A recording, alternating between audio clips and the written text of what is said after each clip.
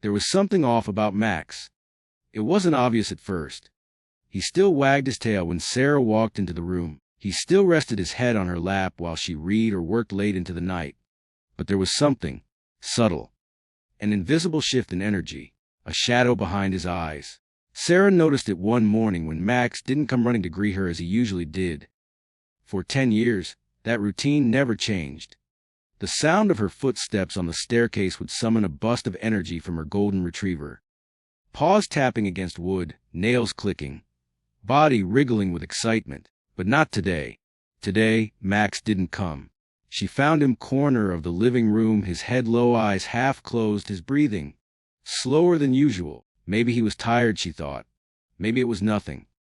But maybe it wasn't. What happened next would teach her, and every dog parent watching, why it's not just love that keeps a dog alive, but attention, attentiveness, intuition, the kind that notices when something's wrong before it's too late.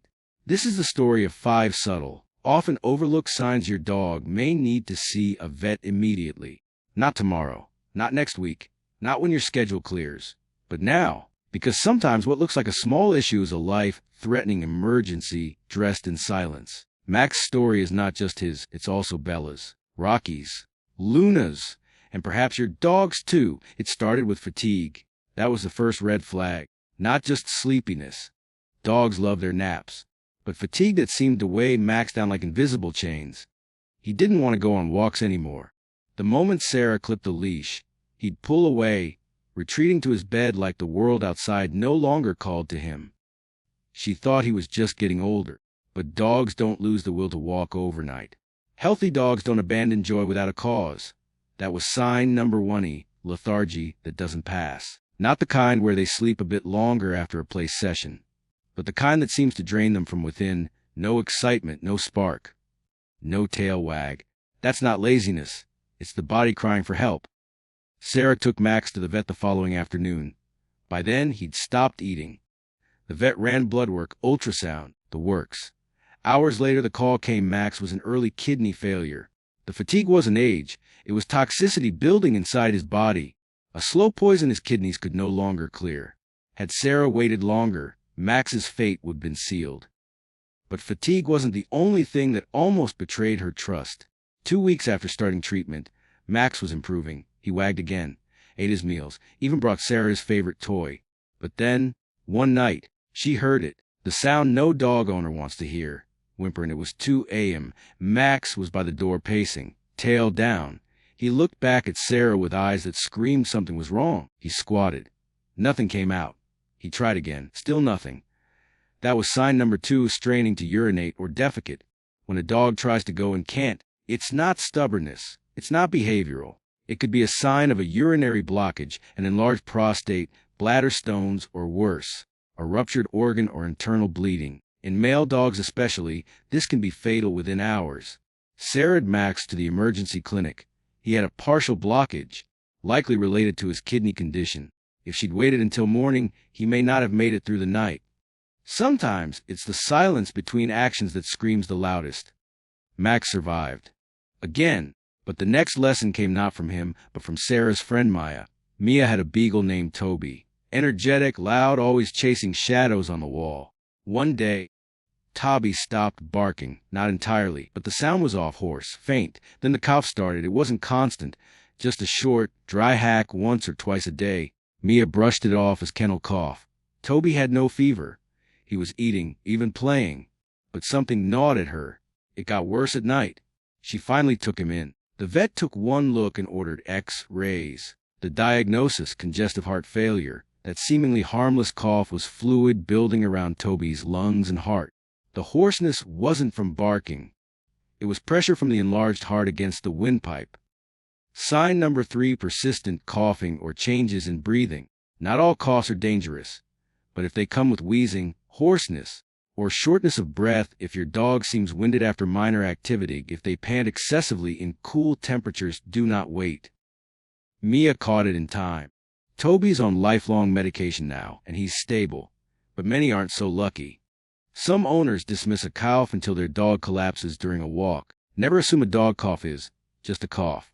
Then came Daisy. She was a German Shepherd, lintel, a therapy dog for children with autism.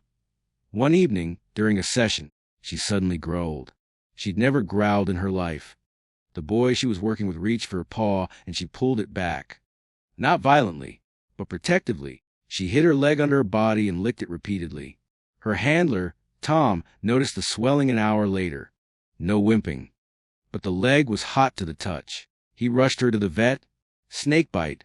They hadn't even seen it happen, probably in the backyard earlier that day, but it was already causing tissue damage. Sign number 4. Unexplained swelling, limping, or guarding a body part. Sometimes it's an insect sting, sometimes it's a break, a fracture, a sprain, or an infection rapidly spreading beneath the skin. If your dog limps suddenly and doesn't improve within a few hours, don't gamble. A minor sprain can wait. But swelling, heat, licking the same spot obsessively, those are red flags. Tom didn't wait. Daisy healed. And that brings us to the hardest sign of all. Sign number 5 doesn't look like pain. It doesn't even look like sickness. It looks like detachment. The kind of detachment that makes your dog hide under the bed, stay in the closet, refuse to look you in the eyes. It's not depression. It's instinct. Dogs, like wolves, often hide when they feel vulnerable. Their ancestors did it to avoid predators, to die in peace, to escape judgment from the pack. But in your homie, that hiding is a siren. A silent call that says, I don't want you to see me like this. And when they start refusing touch, when the dog who used to follow you into every room suddenly avoids you, you must pay attention. Because that was the final sign Max showed Sarah. One morning, he didn't just ignore her call. He walked into the laundry room, curled behind the basket, and stayed there. No tail wag, no eye contact, no movement, just a low, barely audible whine. Sarah called the vet. This time it was internal bleeding, likely a ruptured cyst near his kidney. His gums were pale. His pulse was weak. But she knew the signs now. She knew hiding wasn't stubbornness. It was surrender. They got him into surgery in time. Max pulled through. He's slower now, older. He's on 3 medications, but he still chases butterflies in the yard. He still drops his ball at Sarah's feet. He still climbs into bed and lays his head on her chest when the world feels heavy. Because she listened. Because she didn't wait. And because you shouldn't either. Every second matters. This isn't just a video. It's a call to action for every dog parent watching. If your dog is lethargic, if they can't pee or poop, if they cough, wheeze, or struggle to breathe, if they limp or swell or guard their body, if they start hiding, detaching, pulling away from the love they used to run toward, do not wait. You are their voice. You are their emergency contact. You are their only hope. Call your vet. Drive there if you must. Because one day when they're no longer by your side, when the leash is hung but never used, when the toys remain untouched in the corner of the room, you'll wish you had more time. And sometimes, more time comes down to one decision. Made fast. Made now. Made with love. This isn't fear-mongering. This is love in its fiercest form. Not cuddles. Not kisses. But action. And then the door opened. And if even one dog is saved because you watched this, because you shared this, then Max's, Storig, and Toby's, and Daisy's and yours will have mattered more than you'll ever know. So now you know the signs. You know the silence that disguises suffering. You know the subtle changes that can mean the difference between a routine checkup and a life or death emergency.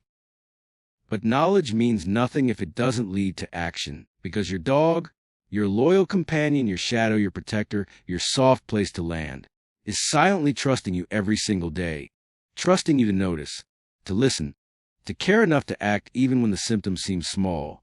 They can't speak your language, but they speak in other ways. In stillness that was once joy, in a glance that lingers just a moment too long, in a tail that stops wagging, in a walk that suddenly becomes too much, in a breath that sounds more like a struggle than a sight, and sometimes in nothing at all, but a quiet withdrawal from the world. These aren't just behavioral quirks. These are whispers of the body, echoes of pain, and every second you wait is a second stolen from the time you could still have. Dogs don't complain. That's not their nature. Even in pain, they follow us. Even in sickness, they'll wag. Even when dying, they'll try to protect you from their weakness. But that's not fair. You are their whole world. You are the one with the power to make the call, to notice when something's off, to say, this isn't like them, I know them. I see them. Don't gaslight yourself with excuses. Door opened. Don't wait to see if it gets better. Don't underestimate your intuition. That feeling in your gut that tells you something isn't right. Because when it comes to your dog's health, being safe is always better than being sorry. This isn't just about symptoms and real love. True, unconditional, fierce love isn't just kisses, belly rubs, or shared sunsets. It's waking up at 3 a.m. and driving to the emergency clinic because they started coughing. It's skipping your plans because they've stopped eating and you need to know why. It's listening when they can't speak. It's holding their paw while they tremble, letting them know, I see you. I'm here. We're going to fix this together. They do it for you. They already do, every day, in the quiet ways, in the way they follow you from room to room, in the way they sit beside you when you cry, in the way they celebrate your joy without needing a reason of their own. They ask for so little: a walk, a soft place to sleep, a gentle voice in your love. Don't let them suffer in silence. Don't let a preventable crisis steal the years you can still have together. If there's even a shadow of doubt in your heart right now, go check on them. Sit with them. Look into their eyes. Feel their heartbeat. Trust the bond you've built. Because when the day comes, when their bed lies empty, when their collar hangs quietly by the door, when the house feels too quiet and your routine feels broken, you'll look back, and you will either say, "Thank God I acted when I did," or you'll whisper, through tears, "I wish I had noticed sooner." Let it be the first one. Let this video be the reason a life was saved. Let this moment be the one you chose awareness over assumption, love over convenience. Go check on them now, not because you're afraid, but because they deserve nothing less than your fullest presence. And then the door opened, because love isn't just how you feel about them. It's what you do for them when it matters most.